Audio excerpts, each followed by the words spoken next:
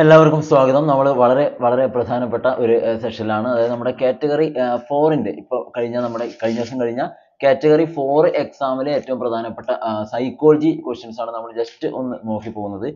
അപ്പോൾ എനിക്ക് തോന്നുന്നത് കാറ്റഗറി 1 അത്യാവശ്യം കൺഫ്യൂസ്ഡ് ആയിട്ടുണ്ടാവും. കാറ്റഗറി 2ലേക്ക് വരുമ്പോൾ അതിനെ സംബന്ധിച്ചിടത്തോളം മറ്റേതുമായി കമ്പയർ ചെയ്യുമ്പോൾ കമ്പാരിറ്റീവ്ലി കുറച്ച് സിമ്പിൾ ആയി തോന്നി. കാറ്റഗറി 4 ക്വസ്റ്റിലേക്ക് വരുന്ന സമയത്ത് എനിക്ക് തോന്നുന്നു കുറച്ചും കൂടെ ഒരു ലെവൽ കൂടിയതായിട്ട് തോന്നിയിട്ടുണ്ട് അല്ലേ? അപ്പോൾ നിങ്ങൾ എന്നാലും കാറ്റഗറി 1 പോലെ അത്രയും എന്താണ് സ്റ്റേറ്റ്മെന്റ് ടൈപ്പിലൊന്നും ക്വസ്റ്റ്യൻസ് വന്ന് കൺഫ്യൂഷൻ ആക്കിയിട്ടില്ല എന്നും ഉറപ്പാണ്.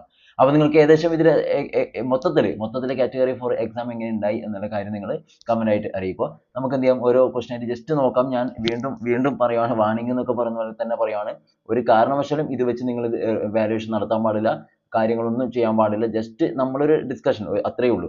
ഓക്കെ, എല്ലാം നമ്മുടെ പ്രൊഫഷണൽ ആൻസർ കീ ഒക്കെ വന്നതിന് ശേഷം മാത്രമേ നിങ്ങൾ എന്ത് ചെയ്യാൻ പാടുള്ളൂ, വാല്യുവേഷൻ നടത്താൻ പാടുള്ളൂ. ഇനിയിപ്പോൾ അങ്ങനെ നോക്കണമെങ്കിൽ മാർക്കൊക്കെ ചെക്ക് ചെയ്യാൻ പാടുള്ളൂ. ഇപ്പം മാർക്ക് ചെക്ക് ചെയ്തിട്ട് ഇത്ര മാർക്ക് കിട്ടി, എനിക്ക് 90 ഉണ്ട് അല്ലെങ്കിൽ 83 ഉണ്ട് 82 ഉണ്ട് എന്നൊക്കെ പറഞ്ഞിട്ട് ആരും അങ്ങനെ ചെയ്യാൻ പാടില്ല. അത് നിങ്ങൾക്ക് പിന്നീട് ഒരു ബുദ്ധിമുട്ടായി മാറും. അതുകൊണ്ടാണ് ഇങ്ങനെ പറഞ്ഞത്. ഓക്കെ, രണ്ടാമത്തെ ഒരു കാര്യം, നമ്മൾ പറയുമ്പോൾ സ്വാഭാവികമായിട്ടും എന്തായാലും ക്വസ്റ്റ്യൻസ് ആൻസേഴ്സ് അങ്ങോട്ടും ഇങ്ങോട്ടൊക്കെ ചെറിയ ചേഞ്ചുകൾ ഉണ്ടാവും, ഉറപ്പാണ്.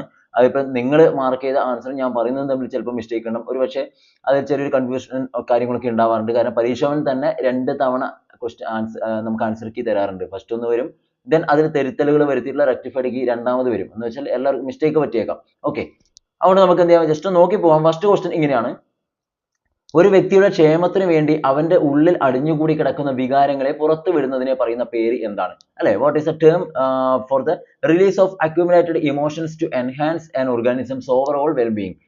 ഇവിടെ എന്തൊക്കെ തന്നിട്ടുണ്ട് ഓപ്ഷൻസ് അല്ലെ? വ്യക്തി ചലനം, ആന്തര നിരോധനം, ഉദാത്തീകരണം, കത്താർസിസ് എന്നൊക്കെ പറഞ്ഞ് തന്നിട്ടുണ്ട്. അപ്പൊ ഇതിന്റെ ആൻസർ വരുന്നത് ഓപ്ഷൻ ഡി ആണ്. ഓക്കെ, കത്താർസിസ് ആണ് എന്നുള്ള കാര്യം. ഓക്കെ, ഇതാണ് ആൻസർ ആയിട്ട് വരിക, കത്താർസിസ്. ഓക്കെ, നെക്സ്റ്റ്: പരിമിതമായ ഉത്തേജനങ്ങളോടുള്ള അവബോധം വർദ്ധിപ്പിക്കുന്നതിനായി പ്രത്യക്ഷണ കേന്ദ്രീകൃത പ്രക്രിയ ഏതാണ്? The process of concentrating perception to enhance awareness of a limited number of stimuli is known as. Answer വരുന്നത് താല്പര്യം, ശ്രദ്ധ, മനോഭാവം, അഭിരുചി. ഇതിൽ ശ്രദ്ധയാണ്, അറ്റൻഷൻ ആണ്. ഓക്കെ, അറ്റൻഷൻ ആണ്. നെക്സ്റ്റ്: കൂട്ടത്തിൽ ചേരാത്തത് തിരഞ്ഞെടുക്കുക എന്നാണ് പറഞ്ഞിരിക്കുന്നത്. Pinter Patterson scale, Arthur point scale, Alexander's battery off performance, അതുപോലെ തന്നെ Alma alpha test. Okay, army alpha test ആണ്. അപ്പോൾ ഓപ്ഷൻ ഡി ആണ്. ഓക്കെ, ഓപ്ഷൻ ഡി ആണ്. Next: 25, 16, 20, 19, 15 etcetera. അടുത്ത നമ്പർ കണ്ടെത്തുക. മുകളിൽ തന്നിട്ടുള്ള സാമ്യത പ്രശ്നം ഏതിന്റെ പരിധി കണ്ടെത്താൻ സഹായിക്കുന്നു എന്നാണ് ചോദിച്ചിരിക്കുന്നത്. The above analogy problem helps to find out the extent of dash. ഇവിടെ ശരിക്കും നോക്കുന്നത് എന്താ പറയുക, ഈ ഒരു പ്രോബ്ലം നമുക്ക് വരുന്നത് ഏതിലാ വരിക? റീസണിങ്ങിലാണ് വരിക അല്ലെ? നമുക്ക് റീസണിങ് ഭാഗത്തിൽ വരുന്ന ഒരു കാര്യമാണ്. അപ്പൊ ഇതിന്റെ ആൻസർ രണ്ട് രീതിയിൽ പറയാൻ പറ്റും. ഒന്ന്, നിങ്ങൾ ഇതിലെ ഓരോ എക്സാമ്പിൾ മനസ്സിലാക്കി, 25 to 16, പിന്നെ 20, പിന്നെ 19, പിന്നെ 15 അല്ലെ? അതായത് ഇവിടെ ഒന്നുമില്ല, 25 ന്ന് 5 മൈനസ് ചെയ്തപ്പോൾ 20 ആയി, വീണ്ടും 5 ചെയ്തപ്പോൾ 15 ആയി. അപ്പൊ തൊട്ടടുത്തതല്ല, അതിന്റെ അപ്പുറത്തുള്ളത് 10 ആണ് നമുക്ക് പറയാൻ പറ്റും. അടുത്ത 16 ആണ്. 16 ന്ന് 3 മൈനസ് ചെയ്തപ്പോൾ 19 ആയി. ഇപ്പൊ 19 ന്ന് 3 പോയാൽ അടുത്തത് സോറി 16നോട് 3 പ്ലസ് ചെയ്തപ്പോൾ 19 ആയി. 19നോട് 3 പ്ലസ് ചെയ്താൽ 22. ആ രീതിയിൽ വരും എന്നൊക്കെ പറയാം. അപ്പൊ ഇത് നമ്മളെ റീസണിങ് അബിലിറ്റി ആണ് ഇവിടെ ചെക്ക് ചെയ്യുന്നത്. മനസ്സിലായില്ലേ? അപ്പോ ഇതിൽ രണ്ട് രീതിയിൽ വരാം. ഇതിന്റെ ആൻസർ ആയിട്ട് ലോജിക്കൽ ചിന്തനം അഥവാ ലോജിക്കൽ റീസണിങ് ആൻസർ ആയിട്ട് വരാം. പിന്നെ മറ്റൊരു രീതിയിൽ വേണമെങ്കിൽ ഇതിൽ ഓരോന്നും എക്സാമ്പിൾ വെച്ച് നമ്മളിങ്ങനെ ഇത് മനസ്സിലാക്കിയിട്ട് പൊതുവായിട്ടുള്ള ഒരു കൺസെപ്റ്റിലേക്ക് നമ്മൾ എത്തുന്ന രീതിയിലായതുകൊണ്ട് വേണമെങ്കിൽ ഇൻഡക്റ്റീവ് റീസണിങ് എന്ന് പറയാം. പക്ഷെ കൂടുതൽ സാധ്യത ലോജിക്കൽ റീസണിങ് തന്നെയാണ്. ഓക്കെ, ഇത് തന്നെയാണ് സാധ്യത കൂടുതൽ. നെക്സ്റ്റ്: ജീൻ പിയാഷയുടെ അഭിപ്രായത്തിൽ ഒരു ഗ്ലാസ്സിലെ ജലം ഒരു കുപ്പിയിലേക്ക് മാറ്റിയാൽ അതിന്റെ അളവിൽ യാതൊരുവിധ മാറ്റവും സംഭവിക്കുന്നില്ല എന്ന് തിരിച്ചറിയുന്ന കാലഘട്ടം ഏതാണ്? തിരിച്ചറിയുന്ന കാലഘട്ടം ഏതിലാ വരുക? ഒന്നാലോചിച്ചൊക്കെ. ഒരു ഗ്ലാസ്സിലെ വെള്ളം അല്ലെ, എന്താണ് ഒരു ഗ്ലാസ്സിലെ ജലം അല്ലെ, ഇതിൽ നിറച്ചും വെള്ളം ഉണ്ടെന്ന് വിചാരിക്കുക, വെള്ളമോ ജ്യൂസോ എന്തോ ആവട്ടെ, അത് എന്ത് ചെയ്യുന്നുണ്ട്? ഒരു കുപ്പിയിലേക്ക് മാറ്റുന്നു. ഒരു കുപ്പിയിലേക്ക് കുറച്ചും കൂടി അതിനേക്കാൾ വലിയ ഒരു ബോട്ടിലേക്ക് മാറ്റുന്നു. അപ്പോ പറഞ്ഞതാണ്, അങ്ങനെ മാറ്റിയാൽ അതിന്റെ അളവിൽ യാതൊരുവിധ മാറ്റവും സംഭവിക്കുന്നില്ല എന്ന് കുട്ടി തിരിച്ചറിയുന്ന കാലഘട്ടം അല്ലെ? സംവേദക കാലഘട്ടത്തിൽ സെൻസറി മോട്ടോർ സ്റ്റേജിലോ അല്ലെ പ്രീ ഓപ്പറേഷൻ സ്റ്റേജിലോ അങ്ങനെ സംഭവിക്കുന്നില്ല. മനസ്സിലായില്ലേ? അപ്പൊ അതിൽ ഏതാണ് കുട്ടികൾ വലിയത് ഏതാണോ അതൊക്കെ സെലക്ട് ചെയ്യാനുള്ള അതൊക്കെ ചൂസ് ചെയ്യാനുള്ള ടെൻഡൻസി ഒക്കെ കൂടുതലാണ്. പക്ഷെ ഇവിടെ ആൻസർ വരുന്നത് മൂർത്ത മനോവ്യാപാര ഘട്ടമാണ്. കോൺക്രീറ്റ് ഓപ്പറേഷൻ സ്റ്റേജിലാണ് അത്തരത്തിലുള്ള വ്യത്യാസം കാര്യങ്ങളൊക്കെ തിരിച്ചറിഞ്ഞതിന് കൃത്യത കുട്ടി മനസ്സിലാക്കുന്നത്. അടുത്തത്: ഫ്രെയിംസ് ഓഫ് മൈൻഡ് എന്ന പുസ്തകം എഴുതിയത് ആര്? Who wrote the book frames of mind? ഓർമ്മയുണ്ടോ നിങ്ങൾക്കറിയില്ല, നമ്മളന്ന് ആ ഒരുമിച്ച് റാപ്പിഡ് റിവിഷൻ നടത്തിയ സമയത്ത് ഞാൻ പറഞ്ഞിട്ടുണ്ടായിരുന്നു frames of mind the multiple theory of intelligence എന്നൊക്കെ പറഞ്ഞുകൊണ്ട് നമ്മളൊരു കംപ്ലീറ്റ് പേര് നമ്മൾ വായിച്ചിട്ട് അത് ഹവാർഡ് ഗാർഡനർ ആണെന്ന് പറഞ്ഞിട്ടുണ്ടായിരുന്നു. ആ സമയത്ത് ഞാൻ നിങ്ങളോട് പറഞ്ഞാണ് അത് കംപ്ലീറ്റ് പേര് തരാതെ ഫ്രെയിംസ് ഓഫ് മൈൻഡ് എന്ന് മാത്രം തരാറുണ്ട് എന്ന് പറഞ്ഞിട്ടുണ്ടായിരുന്നു. ഇത്തവണ വന്നിട്ടുണ്ട് ഫ്രെയിംസ് ഓഫ് മൈൻഡ്. ആരാണ്? ഹവാർഡ് ഗാർഡനർ ആണ്. നിങ്ങൾക്ക് കിട്ടിയിട്ടുണ്ടാവും, സംശയമൊന്നും വേണ്ട, അതൊക്കെ നിങ്ങൾക്ക് എല്ലാവർക്കും കിട്ടും. നെക്സ്റ്റ്, RPWD 2016 നിലവിൽ വന്ന വർഷം. അത് നമുക്ക് ചെറിയൊരു ഫോൾട്ട് പറ്റിപ്പോയി. നമ്മൾ കുറച്ചും കൂടി ചിന്തിക്കണമായിരുന്നു അല്ലേ. നമ്മൾ RPWD ആക്ട് എന്താണെന്ന് പഠിച്ചിട്ടുണ്ടായിരുന്നു. അതിൽ ഉൾപ്പെടാത്ത അല്ലെങ്കിൽ അതിൽ ഉൾപ്പെടുന്ന 21ഓളം ഡിസബിലിറ്റീസ് അതിൽ ഉൾപ്പെടുത്തിയിട്ടുണ്ട് എന്ന് പറഞ്ഞിട്ടുണ്ടായിരുന്നു. അതിന് ഡീറ്റെയിൽ ആയിട്ട് കാണാൻ ഞാൻ ഒരു വീഡിയോയുടെ ലിങ്ക് നമ്മുടെ അന്നത്തെ കമന്റ് സെക്ഷനിൽ കൊടുത്തിട്ടുണ്ടായിരുന്നു. കുറച്ച് പേരെങ്കിലും ഡിസ്ക്രിപ്ഷനിൽ കൊടുത്തിട്ടുണ്ടായിരുന്നു. കുറച്ച് പേരെങ്കിലും അത് ചിലപ്പോൾ ഒരു പക്ഷേ അന്ന് രാവിലെ അത് നോക്കിയിട്ടുണ്ടാവും അല്ലേ. അല്ലെങ്കിൽ രണ്ടാമത്തെ ദിവസമാണല്ലോ, കാറ്റഗറി 4 സെക്കൻഡ് ഡേ ആയതുകൊണ്ട് നിങ്ങൾ കുറച്ച് പേരെങ്കിലും അത് നോക്കിയിട്ടുണ്ടാവും. അങ്ങനെയുള്ളവർക്ക് നെക്സ്റ്റ് ഒരു ക്വസ്റ്റ്യൻ ആൻസർ കിട്ടിയേക്കാം. പക്ഷേ ഇത് നമ്മൾ ഡേറ്റ് പറയാൻ വിട്ടുപോയതാണ്. എന്താണ്?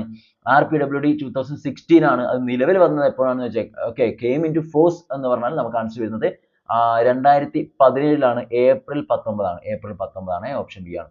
നെക്സ്റ്റ്, ഒരു അധ്യാപകൻ വിദ്യാർത്ഥിയുടെ വിജയം മറ്റു വിദ്യാർത്ഥികളുടെ പ്രകടനത്തോട് താരതമ്യം ചെയ്ത് വിലയിരുത്തുന്നു. പ്രസ്തുത മൂല്യനിർണ്ണയം ഏത് വിഭാഗത്തിൽ പെടുന്നു എന്നാണ് ചോദിച്ചത് അല്ലേ. ഒരു വിദ്യാർത്ഥിയുടെ വിജയം എന്ത് ചെയ്യുന്നു? മറ്റുള്ളവരുമായിട്ട് താരതമ്യം ചെയ്യുന്നു. താരതമ്യം ചെയ്യുന്നു വെച്ചാൽ ഇവിടെ വ്യവസ്ഥാപിതമായിട്ടുള്ള മൂല്യനിർണ്ണയമാണ്. നോം റെഫേർഡ് ഇവാലുവേഷൻ. നെക്സ്റ്റ്, ഒരു സ്കൂളിൽ ആൺകുട്ടികളുടെയും പെൺകുട്ടികളുടെയും ആവശ്യങ്ങൾ പരിഗണിച്ച് ഒരു പൊതുവായ യൂണിഫോം നടപ്പിലാക്കാൻ തീരുമാനിക്കുന്നു. ഇത് താഴെ പറഞ്ഞവയിൽ ഏത് വിഭാഗത്തിൽ പെടുന്നു? ഇത് ജെൻഡറുമായി ബന്ധപ്പെട്ടാണ്. നമ്മൾ ഒരു വർഷം മുന്നേ അല്ലെ ഒരുപാട് സ്കൂളുകളിൽ ഇങ്ങനത്തെ ഒരു സിസ്റ്റം കൊണ്ടുവന്നിട്ടുണ്ടായിരുന്നു അല്ലെ. ബോയ്സ് മിക്സഡ് സ്കൂളുകളൊക്കെ ഒരുമിച്ച് എല്ലാവർക്കും ഒരേ ടൈപ്പ് യൂണിഫോം കാര്യങ്ങളൊക്കെ. അപ്പോൾ നിങ്ങൾ പഠിച്ച ഒരു പറഞ്ഞ പേരാണ് ജെൻഡർ ന്യൂട്രാലിറ്റി. ഇതൊക്കെ നിങ്ങൾ കേട്ടിട്ടുണ്ടാവും. ജെൻഡർ ന്യൂട്രൽ കൺസെപ്റ്റ് ആണ്. സോ നമ്മുടെ ആൻസർ ജെൻഡർ ന്യൂട്രാലിറ്റി അല്ലെങ്കിൽ ലിംഗ ന്യൂട്രാലിറ്റി ആണ് ഉദ്ദേശിക്കുന്നത്. ഓപ്ഷൻ സി ആണ്. അടുത്തത്, ഡിസ്കവറി ലേണിംഗ് തിയറി നിർദ്ദേശിച്ചത് ആര്? ഡിസ്കവറി ലേണിംഗ് തിയറി നിങ്ങൾക്ക് എല്ലാവർക്കും അറിയാറാണ്, സംശയമൊന്നുമില്ല. ജെറോം എസ് ബ്രൂണർ ആണ് അല്ലെ. ബ്രൂണർ ആണ് ഡിസ്കവറി ലേണിംഗ്. ഇതൊക്കെ ഡയറക്റ്റ് ആണ്. നെക്സ്റ്റ്, ഒരു അധ്യാപക വിദ്യാർത്ഥി അനുഭവ സമ്പന്നനായ ഒരു അധ്യാപകന്റെ ബോധന തന്ത്രങ്ങൾ നിരീക്ഷിച്ച് അവരിൽ നിന്നുള്ള പഠന സാങ്കേതിക വിദ്യകൾ സ്വന്തം ക്ലാസ്സിൽ പ്രയോഗിക്കുന്നു. പ്രസ്തുത പഠന രീതി ഉൾപ്പെടുന്ന വിഭാഗം ഏതാണ്? ഒരു ടീച്ചർ സ്റ്റുഡന്റ് ആണ് അല്ലെ, അധ്യാപക വിദ്യാർത്ഥിയാണ്. അവൻ എന്ത് ചെയ്യുന്നു? ഒരു സീനിയർ ആയിട്ടുള്ള അധ്യാപകന്റെ സമ്പന്നനായിട്ടുള്ള ഒരു നല്ലൊരു അധ്യാപകൻ, ആ അനുഭവ സമ്പന്നനായിട്ടുള്ള അധ്യാപകന്റെ ചില കാര്യങ്ങളൊക്കെ നിരീക്ഷിച്ചിട്ട് എന്ത് ചെയ്യുന്നുണ്ട്? ഈ വിദ്യാർത്ഥി പഠിപ്പിക്കുന്ന ക്ലാസ്സിൽ അത് അപ്ലൈ ചെയ്യുന്നുണ്ട്. ഏതിൽ ഉൾപ്പെടുത്താം? Experiential learning, social learning, collaborative learning and insight learning. എന്തായാലും കൊളാബറേറ്റീവ് ഇൻസൈറ്റ് ഒന്നും വരില്ല അല്ലെ. സോഷ്യൽ ലേണിംഗ് അല്ല. ആൻസർ വരുന്നത് അനുഭവ പഠനം തന്നെയാണ്. എക്സ്പീരിയൻഷ്യൽ ലേണിംഗ് ആണ്. നമ്മൾ അനുഭവിച്ചറിഞ്ഞ കാര്യങ്ങൾ നമ്മുടെ കുട്ടികളിലേക്ക് എത്തിക്കുന്നു. ഓക്കെ. നെക്സ്റ്റ്, ഘടനാവാദവുമായി ബന്ധപ്പെട്ട മനഃശാസ്ത്രജ്ഞൻ ആരാണ്? Identify the psychologist who is associated with structuralism. ഇവിടെ തന്ന ഓപ്ഷൻ പ്രകാരം നമുക്ക് E.V. തിച്നറിനെ പറയാം. ഓക്കെ, സോറി ഇംഗ്ലീഷ് വരച്ചത് മാറിപ്പോയതാണ്. ഓക്കെ, ഓപ്ഷൻ സി ആണ്. E.V. ടിച്നർ എന്നുള്ളതാണ് ആൻസർ ആയിട്ട് വരിക. നെക്സ്റ്റ്, വ്യക്തിത്വ വികസനത്തിൽ ബാല്യകാല അനുഭവങ്ങളുടെ സ്വാധീനം ഉയർത്തിക്കാട്ടുന്ന സിദ്ധാന്തം ഏതാണ്? ബാല്യകാല അനുഭവങ്ങളുടെ സ്വാധീനം ഉയർത്തിക്കാട്ടുന്ന സിദ്ധാന്തം എന്നാണ് ചോദിച്ചത്. സെൽഫ് തിയറി ഉണ്ട്, വ്യക്തിത്വ സിദ്ധാന്തം യുങ്ങിന്റെ ഉണ്ട്. ഓക്കെ, സവിശേഷ സിദ്ധാന്തം അൽപോർട്ട് ഉണ്ട്. അതുപോലെ തന്നെ മനോവിശ്ലേഷണ സിദ്ധാന്തം സിഗ്മണ്ട് ഫ്രോയിഡ് എന്ന് തന്നിട്ടുണ്ട്. അപ്പോ ഇവിടെ ബാല്യകാല അനുഭവങ്ങളുടെ സ്വാധീനം കാട്ടുന്നത് മനോവിശ്ലേഷണ സിദ്ധാന്തമാണ്, സിഗ്മണ്ട് ഫ്രോയിഡ്. നെക്സ്റ്റ്, എപ്പിസോഡിക് മെമ്മറിയുമായി ബന്ധപ്പെട്ടത് ഏതാണ്? എപ്പിസോഡിക് മെമ്മറി നമ്മൾ അന്ന് മെമ്മറി പറഞ്ഞപ്പോൾ അതൊക്കെ അതിൽ പറഞ്ഞു പോയതാണ്. ഗുണിത പഠനത്തിന്റെ ആവർത്തനം, ഫീൽഡ് ട്രിപ്പുമായി ബന്ധപ്പെട്ട വിദ്യാർത്ഥി അനുഭവിച്ച അനുഭവങ്ങൾ സ്മരിക്കുന്നു, പാഠശാലയിൽ പഠിച്ച വിവിധ വിഷയങ്ങൾ സ്മരിക്കുന്നു, ഒരു സംഭവത്തിന്റെ തീയതി ഓർമ്മിക്കുന്നു. എപ്പിസോഡിക് എന്ന് വെച്ചാൽ കണക്ട് ചെയ്ത് നമ്മൾ ഈ എപ്പിസോഡ് സീരിയലുകളൊക്കെ എപ്പിസോഡായിട്ടല്ലേ കാണിക്കാറ്. അതന്നെ സാധനം. നമ്മൾ ഒരുപാട് മെമ്മറി ഇങ്ങനെ പണ്ട് കാലത്തെ കാര്യങ്ങളൊക്കെ ഇങ്ങനെ കണക്ട് ചെയ്ത് കൃത്യമായിട്ട് ആ ഒരു കാര്യം നമുക്ക് ഇങ്ങനെ എടുക്കുന്നു. അതിൽ വരുന്ന ഒരു എക്സാമ്പിൾ ആണ് ഫീൽഡ് ട്രിപ്പുമായി ബന്ധപ്പെട്ട വിദ്യാർത്ഥി അനുഭവിച്ച അനുഭവങ്ങൾ. ഓക്കെ, സംഭവങ്ങൾ അതൊക്കെ എന്ത് ചെയ്യുന്നു? കൃത്യം ഇന്ന ദിവസം പോയി ഇന്ന സ്ഥലത്ത് തുടങ്ങി അവിടുന്ന് അങ്ങോട്ട് എല്ലാ കാര്യങ്ങളും കൃത്യമായിട്ട് ഓർമ്മയിൽ വരും. എപ്പിസോഡിക് മെമ്മറിയാണ്. നെക്സ്റ്റ്, ഇത് ടൈപ്പ് മുന്നൊരു ക്വസ്റ്റ്യൻ വന്നിട്ടുണ്ട്. ഒരു കുട്ടി എന്താണ് നമ്മളെ മൃഗശാല സന്ദർശിച്ച കാര്യങ്ങളൊക്കെ ഓർത്തെടുക്കുന്നതൊക്കെ അതിൽ വരുന്നതാണ്. ഓക്കെ, അങ്ങനെ ഒരു ക്വസ്റ്റ്യൻ വന്നിട്ടുണ്ടായിരുന്നു. ഒരു പ്രാഥമിക ക്ലാസ്സിലെ വിദ്യാർത്ഥി പഠനത്തിൽ മികച്ച പ്രകടനം കാഴ്ചവെച്ചതിനാൽ നിശ്ചിത കാലാവധി പൂർത്തിയാക്കുന്നതിന് മുമ്പ് അടുത്ത ക്ലാസ്സിലേക്ക് ഉയർത്തപ്പെട്ടു. ഇതിനെ പറയുന്ന പേരെന്താണെന്നാണ് ചോദിച്ചത് അല്ലെ. ഒരു പ്രാഥമിക ക്ലാസ്സിലെ വിദ്യാർത്ഥി പഠനത്തിൽ മികച്ച പ്രകടനം കാഴ്ചവെച്ചുകൊണ്ട് എന്ത് ചെയ്തിട്ടുണ്ട്? ആ ഒരു നിശ്ചിത കാലാവധി പൂർത്തിയാക്കുന്നതിന് മുമ്പ് തന്നെ അടുത്ത ക്ലാസ്സിലേക്ക് ഉയർത്തപ്പെട്ടു. അത് നമുക്ക് ആക്സിലറേഷൻ എന്നാണ് പറയാറുള്ളത്. ആക്സിലറേഷൻ ആണ്. പിന്നെ വേണമെങ്കിൽ എൻറിച്ച്മെന്റ് പറയാം, സമ്പുഷ്ടീകരണം പറഞ്ഞേക്കാം. ഓക്കെ, ഓപ്ഷൻ എ ത്വരിതപ്പെടുത്തലിനാണ് കൂടുതൽ സാധ്യത. ഇതും സാധ്യതയില്ലായ്മയില്ല, പക്ഷെ തീരെ ഒഴിവാക്കാനും കഴിയില്ല. അപ്പൊ അങ്ങനെ വേണമെങ്കിൽ അങ്ങനെ നോക്കിയാൽ എയും ബിയും നമുക്ക് പറയാം, എയും ബിയും പറയാം. ഓക്കെ, ഒരു പക്ഷേ ഓപ്ഷൻ എ മാത്രം വരാനുള്ള സാധ്യതയും കാണുന്നുണ്ട്. നെക്സ്റ്റ്, താഴെ പറഞ്ഞവയിൽ ഏതു തരം രേഖയാണ് ഒരു വിദ്യാർത്ഥിയുടെ വിദ്യാഭ്യാസപരമായ നേട്ടം, വളർച്ച, വികാസം, വ്യക്തിത്വം, കുടുംബ പശ്ചാത്തലം എല്ലാം എന്നിവ ഉൾപ്പെടുത്തുന്ന സമഗ്രമായിട്ടുള്ള ഒരു ചരിത്രം നൽകുന്നതാണ്. അപ്പൊ എന്താണ് ഇവിടെ നോക്കി വിദ്യാഭ്യാസപരമായ മൊത്തം നേട്ടം, അവന്റെ വളർച്ച, വികാസം എല്ലാം ഉൾപ്പെടുത്തുന്നുണ്ട്. കംപ്ലീറ്റ് ഡീറ്റെയിൽസ് ആണ്. സോ ക്യുമുലേറ്റീവ് റെക്കോർഡ്, സഞ്ചിത രേഖയാണ്. സഞ്ചിത രേഖ. അടുത്തത്, ധാരണ രൂപീകരണ പ്രക്രിയയിൽ വ്യത്യസ്ത സാഹചര്യങ്ങൾ അനുഭവിച്ചതിന് ശേഷം അവയിൽ പൊതുവായ ഘടകങ്ങളെ തിരിച്ചറിയുന്ന പ്രക്രിയയ്ക്ക് പറയുന്ന പേര് എന്താണ്? ശരിക്കും നോക്കുക. എന്താണ്? ധാരണ രൂപീകരണ പ്രക്രിയയിൽ വ്യത്യസ്ത സാഹചര്യങ്ങൾ അനുഭവിച്ചതിന് ശേഷം അവയിൽ പൊതുവായ ഘടകങ്ങളെ തിരിച്ചറിയുന്ന പ്രക്രിയയ്ക്ക് പറയുന്ന പേര്. പര്യവേഷണം ഓർ എക്സ്പ്ലോറേഷൻ, അമൂർത്തീകരണം ഓർ അബ്സ്ട്രാക്ഷൻ, പിന്നെയോ സാമാന്യവൽക്കരണം അല്ലെ, സാമാന്യവൽക്കരണം അല്ലെങ്കിൽ നമുക്ക് എന്ത് പറയാം, ജനറലൈസേഷൻ, അതുപോലെ തന്നെ അപഗ്രഥനം അല്ലെങ്കിൽ അനാലിസിസ്. ഇവിടെ ആൻസർ ആയിട്ട് പറയുന്നത് നമുക്ക് അബ്സ്ട്രാക്ഷൻ ആണ് വരും. അമൂർത്തീകരണം അല്ലെങ്കിൽ അബ്സ്ട്രാക്ഷൻ പറയാം.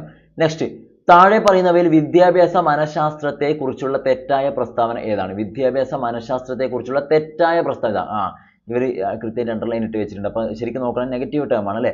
Which of the following statement about education psychology is incorrect? നോക്കാം. എല്ലായ്പ്പോഴും സത്യം അന്വേഷിക്കുന്നു.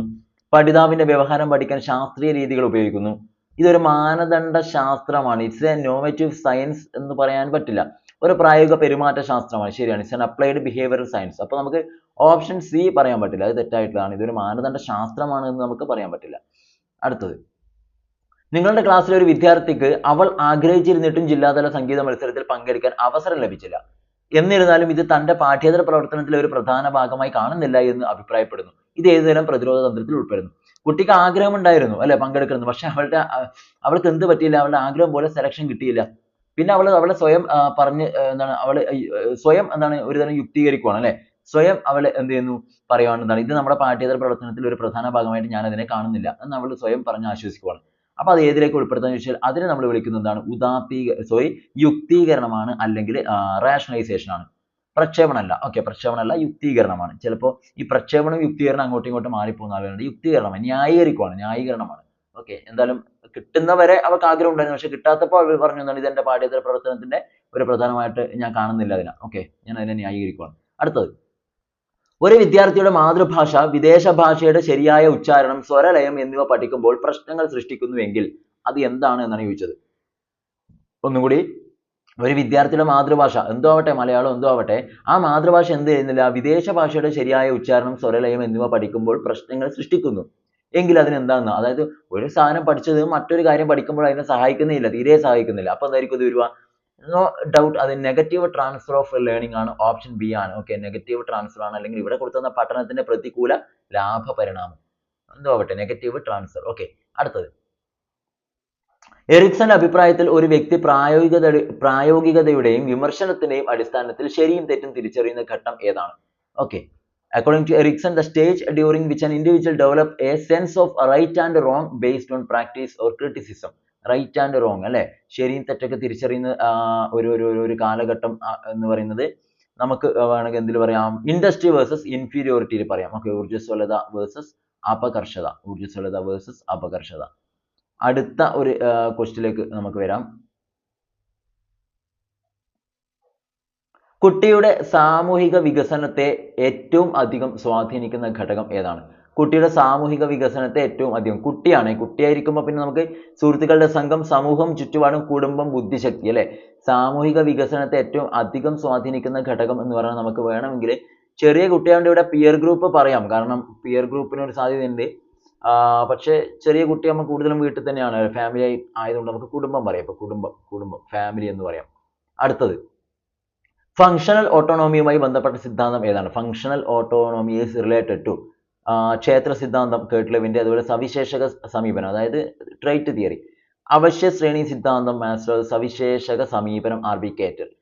ഫങ്ഷണൽ ഓട്ടോണോമിയുമായി ബന്ധപ്പെട്ട് നമുക്ക് സവിശേഷക സമീപനം GW ആൽപോർട്ട് എന്ന് പറയാം. Allport GW Allport. Next, thematic apperception test ആദ്യമായി അവതരിപ്പിച്ചത് ആരാണ്? TAT ആണ് അല്ലെ, മോർഗൻ ആൻഡ് മുറെ എന്നൊക്കെ നമ്മൾ പറഞ്ഞാണ്. അപ്പോൾ ഇവിടെ ആദ്യമായിട്ട് എന്ന് പറയുമ്പോൾ ആൻസർ ഹെൻറി മുറയാണ്. നെക്സ്റ്റ്, കോൾബർഗിന്റെ കാഴ്ചപ്പാടിൽ ഒരു കുട്ടി തന്റെ മാതാപിതാക്കളോടും മുതിർന്നവരോടും ശിക്ഷയോ വെറുപ്പോ ഭയന്ന് അനുസരണ പ്രകടിപ്പിക്കുന്നു. ആ ഘട്ടം ഏതാണെന്നാണ് ചോദിച്ചിരിക്കുന്നത് അല്ലെ. ശിക്ഷയോ അല്ലെങ്കിൽ വെറുപ്പോ ഭയന്നിട്ട് അനുസരിക്കുന്ന വെച്ചാൽ എന്താണ്, പണിഷ്മെന്റ് ആൻഡ് ഒബീഡിയൻസ് ഓറിയന്റേഷൻ ആണ്. ഓപ്ഷൻ എ തന്നെയാണ് ദണ്ഡാനുസരണ ഘട്ടം. ഈ പേരൊക്കെ ചിലപ്പോൾ നിങ്ങൾ ആദ്യമായിട്ടായിരിക്കും കേൾക്കുന്നുണ്ടാവുക. Okay, punishment and obedience orientation. ഇംഗ്ലീഷിൽ എന്തായാലും മാറ്റം വരില്ല. നെക്സ്റ്റ്, ഗിൽഫർഡിന്റെ അഭിപ്രായത്തിൽ ഭൗതിക പ്രക്രിയയിൽ ഉൾപ്പെടാത്ത സവിശേഷത ഏതാണ്? SOI അല്ലെ. SOI ആയി ബന്ധപ്പെട്ടിട്ടാണ്. അപ്പോൾ മെമ്മറി, കൊഗ്നിഷൻ, കൺവേർജന്റ് തിങ്കിങ് ഒക്കെ വരും. പക്ഷെ വിവക്ഷ അഥവാ ഇംപ്ലിക്കേഷൻ ആണ് വരിക. വിവക്ഷ അതാണ് അതിൽ ഉൾപ്പെടാത്തത്. നെക്സ്റ്റ്, താഴെ പറയുന്നവയിൽ ഏതാണ് വികാരങ്ങളുടെ സവിശേഷത അല്ലാത്തത്? വികാരങ്ങളുടെ സവിശേഷത അല്ലാത്തതാണ്. നിരവധി ഉത്തേജകങ്ങൾ വഴി വികാരങ്ങളെ ഉണർത്താം. ഓക്കെ, സ്ഥാനമാറ്റ ഗുണം കാണിക്കുന്നു. It has quality of displacement. അടുത്തത്, ഒരു വികാരം നിരവധി ഉദ്ദീപനങ്ങളെ ജനിപ്പിക്കുന്നു. പിന്നെയോ വൈകാരിക അനുഭവങ്ങൾ ശാരീരികമായോ ജൈവ സംബന്ധമോ ആയ മാറ്റങ്ങളെ ഉൾക്കൊള്ളുന്നില്ല എന്ന് പറയാൻ നമുക്ക് പറ്റില്ല. Okay, emotional experiences do not involves any physical or physiological changes അല്ലെ. അപ്പൊ അത് നമുക്ക് ഓപ്ഷൻ ആയിട്ട് പറയാം, മനസ്സിലായിട്ട് പറയാം. Option D. നെക്സ്റ്റ്, താഴെ പറയുന്നതിൽ നേട്ട അഭിപ്രേരണയെ ഏറ്റവും നന്നായി നിർവചിക്കുന്നത് ഏതാണ്? നേട്ട അഭിപ്രേരണ അഥവാ അച്ചീവ്മെന്റ് മോട്ടിവേഷൻ ആണ് ഏറ്റവും നന്നായിട്ട് നിർവചിക്കുന്നത് ഏതെന്നാണ് ചോദിച്ചിരിക്കുന്നത്. അപ്പൊ അണ്ടർലൈൻ ആ ഒരു ടേം നിങ്ങൾ നോക്കണം, ഏറ്റവും നന്നായിട്ട് എന്ന് പറയുന്നുണ്ട് അല്ലെ. Which of the following best defines achievement motivation?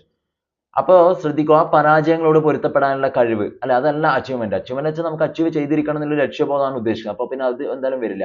Next, വെല്ലുവിളി നിറഞ്ഞ സാഹചര്യങ്ങൾ ഒഴിവാക്കാനുള്ള പ്രവണത. ഒരിക്കലും അല്ല, വെല്ലുവിളികളൊക്കെ നേരിടും. മത്സരങ്ങളെ മറ്റുള്ളവരെ മറികടക്കാനുള്ള ആഗ്രഹം. മത്സരങ്ങളെ മറ്റുള്ളവരെ വേണമെങ്കിൽ പറയാം. അടുത്തത്, ലക്ഷ്യങ്ങൾ നേടാനും പ്രവർത്തന മികവ് തെളിയിക്കാനുമുള്ള ആന്തരിക പ്രചോദനം. ലക്ഷ്യങ്ങൾ നേടാനും പ്രവർത്തന മികവ് തെളിയിക്കാനുള്ള ആന്തരിക പ്രചോദനം. ഇതന്നെയാണ് ഉള്ളതിൽ ഏറ്റവും സ്യൂട്ടായിട്ട് പറയുന്നത്. ഏറ്റവും നന്നായിട്ട് യോജിക്കുന്നത് എന്ന് പറഞ്ഞാൽ ഓപ്ഷൻ ഡി തന്നെയാണ്. ഓപ്ഷൻ ഡി ആണ്. അപ്പൊ പിന്നെ നിങ്ങൾ മറ്റ് രണ്ടെണ്ണം ഒക്കെ ശരിയല്ലേ, ചിലപ്പോൾ ഇതും തോന്നും നിങ്ങൾക്ക് അല്ലെ. ഓപ്ഷൻ സിയും വന്നുകൊണ്ടേ തോന്നും. ഏറ്റവും ടോപ്പായിട്ട് നമുക്ക് വരുന്ന ഓപ്ഷൻ ഡി തന്നെയാണ്. അടുത്തത്, താഴെ പറയുന്നവയിൽ അസോസിയേഷൻ സിദ്ധാന്തവുമായി ബന്ധമില്ലാത്ത തത്വം ഏതാണ്?